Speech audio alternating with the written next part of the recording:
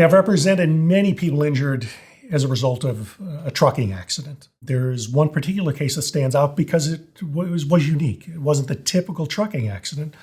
I actually represented the 4-year-old daughter and the wife of a trucker who was killed while the cargo on the back of his trailer was being unloaded. What happened was he was hired by a business entity. He delivered a trailer full of 7,000-pound concrete walls to this business entity.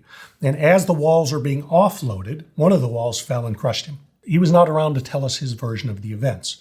And the individual from the business who was there to do the unloading, when the truck arrived on scene, he asked the decedent, the trucker, "Will you help me unload these walls?" And the business owner had a forklift.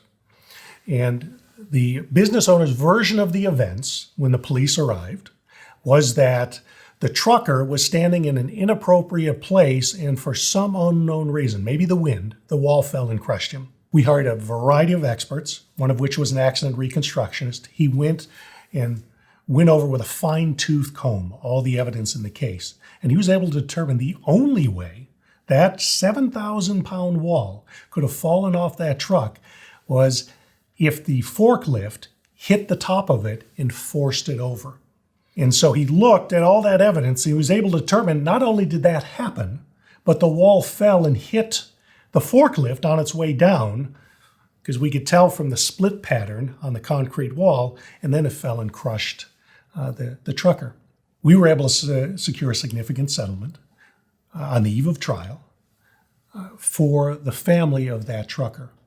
But if it wasn't for our efforts and the many experts we hired to go out and examine the evidence, we would have never determined the truth. And not only did the financial award help this family, who no longer had the primary